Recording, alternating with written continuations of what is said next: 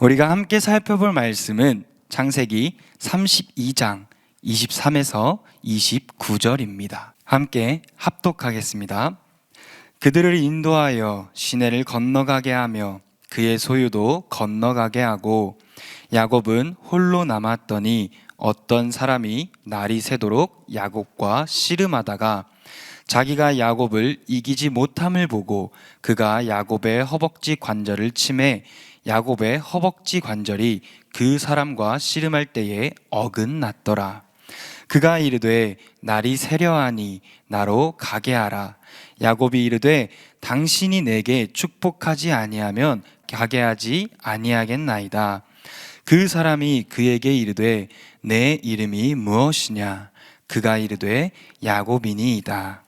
그가 이르되 내 이름을 다시는 야곱이라 부를 것이 아니요 이스라엘이라 부를 것이니 이는 내가 하나님과 및 사람들과 겨루어 이겼음이니라. 야곱이 청하여 이르되 당신의 이름을 알려주소서.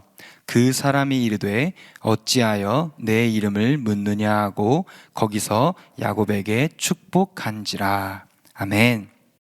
샬롬.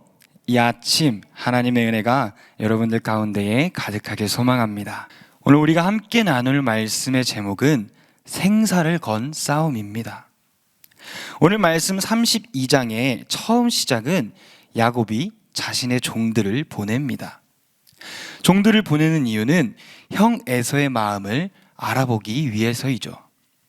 왜 형 에서의 마음을 야곱은 알아야 할까요?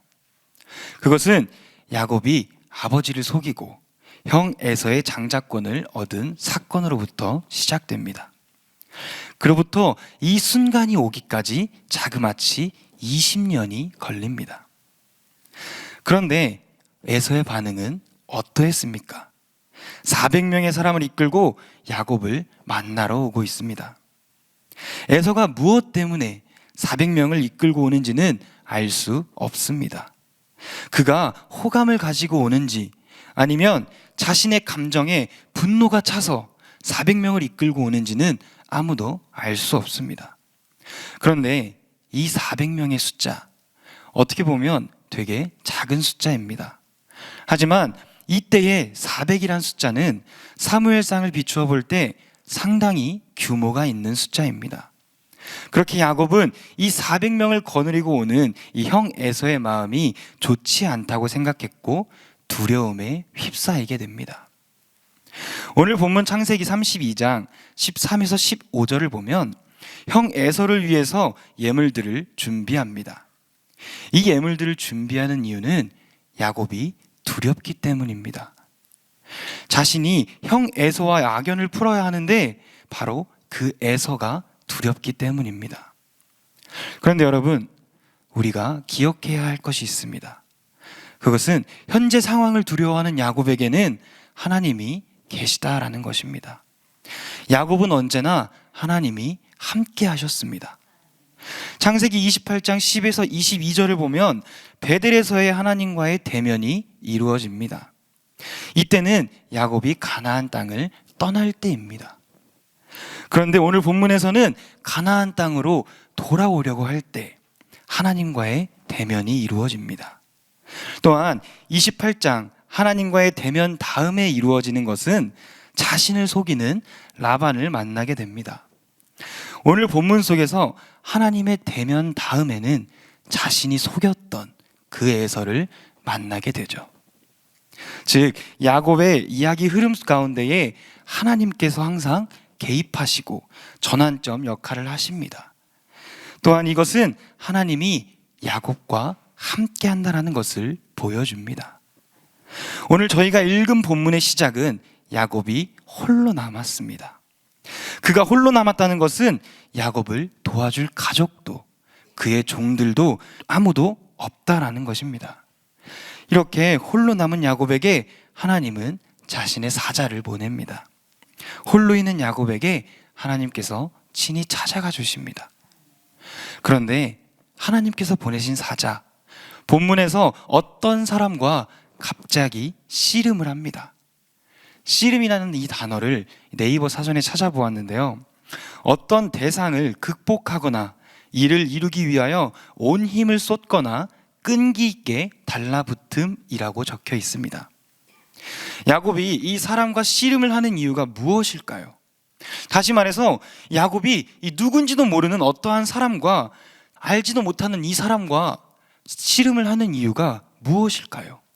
자신의 온 힘을 다해서 이 사람을 붙잡고 있는 이유가 무엇일까요? 이 사람과의 씨름의 상황을 살펴보면 본문 25절입니다. 함께 읽겠습니다.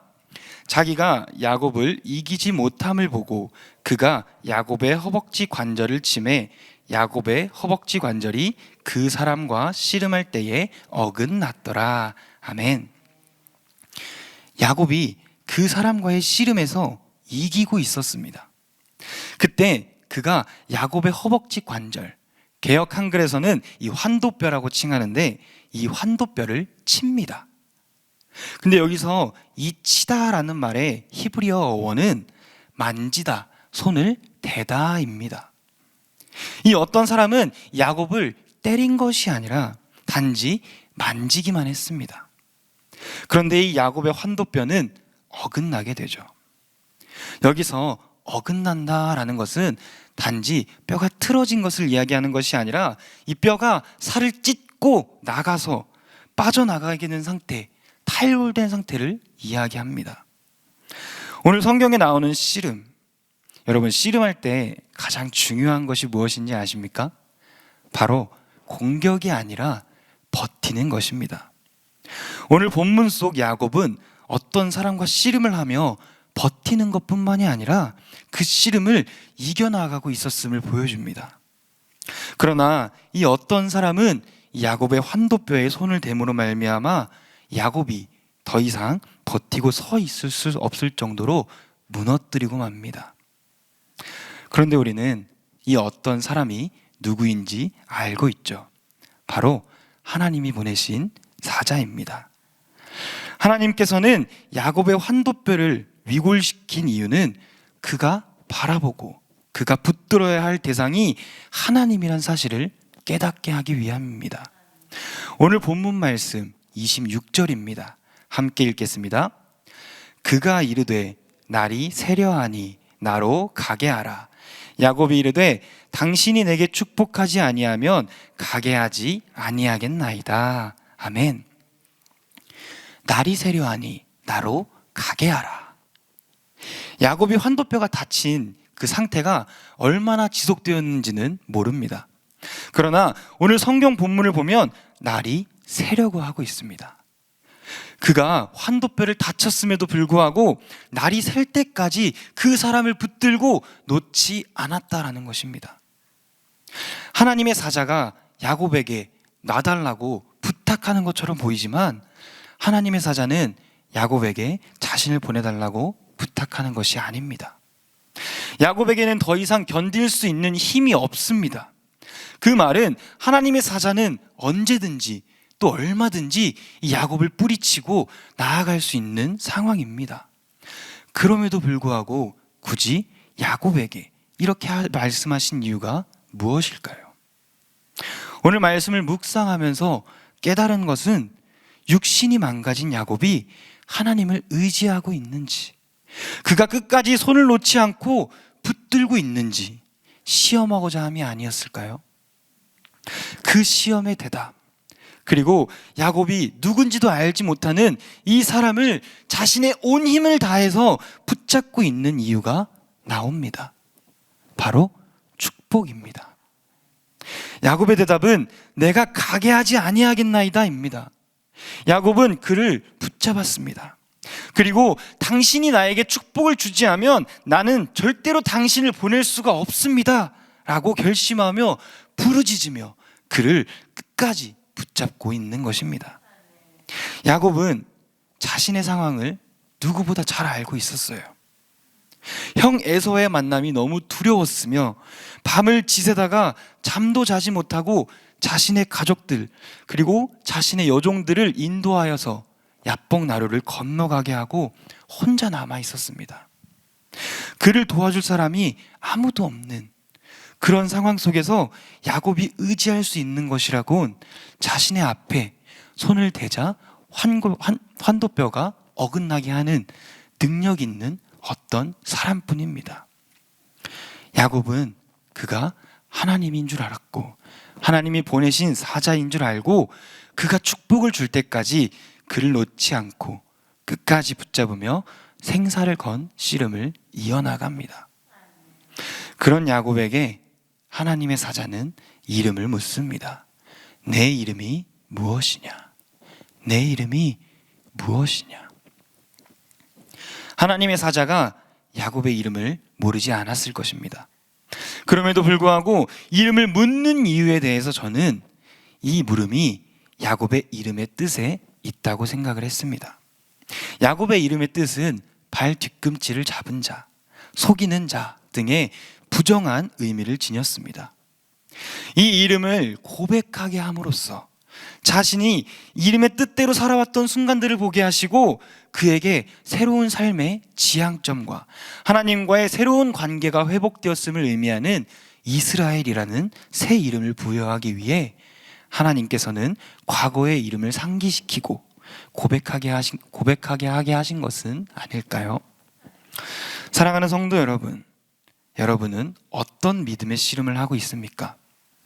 오늘 야곱은 생사를 건 믿음의 씨름을 하였습니다. 하나님의 사자가 자신을 보내달라고 요청하였지만 그에게 자신을 축복하지 않으면 절대로 가지 않겠다고 말합니다. 이것은 야곱이 자신의 생명을 건 말이었습니다. 환도뼈가 어긋나 서 있기도 힘든 상황이었습니다. 그럼에도 불구하고 하나님의 축복을 얻기 위해 자신의 생명조차 돌보지 않았습니다. 이처럼 하나님의 축복과 승리는 그냥 얻어지는 것이 아닙니다. 자신의 목숨, 자신의 생사를 걸 각오와 결단이 있어야지만 가능한 것입니다. 예수님께서는 자신의 생명을 내어놓으사 십자가에 달려 죽으심으로 말미암아 우리를 구원하셨습니다. 또한 다시 부활하사 하나님의 영광의 보좌 우편에 앉으셨습니다. 이와 같이 우리도 예수 그리스도 안에서 내가 사는 것이 아닌 오직 내 안에 그리스도께서 사심을 고백하고 믿음의 선한 싸움을 싸우는 저와 여러분이 되길 소망합니다. 그리고 그럴 때 진정한 승리와 진정한 축복을 누리는 저와 여러분이 되길 기원합니다. 기도하겠습니다. 세상 모든 만물의 창조주이시며 구원자 되신 주님, 홀로 있는 야곱을 만나 주셨고 그 만남의 사건을 통해 역사의 주인이신 주님께서 주님의 자녀들을 어떻게 돌보시는지 보게 됩니다. 주님께서 하나뿐인 아들 예수 그리스도를 내어주심으로 우리는 구원받은 주님의 자녀입니다. 이제는 택하신 족속이요 왕같은 제사장이요 하나님의 소유된 백성이라는 새로운 이름을 받게 되었습니다. 이 이름을 간직하고 하나님의 뜻대로 내 속의 거짓과 위선을 제하여 주시고 참된 주님의 종으로 빛의 자녀로 나아갈 수 있도록 주님 인도하여 주시옵소서. 감사드리며 예수님의 이름으로 기도하옵나이다. 아멘.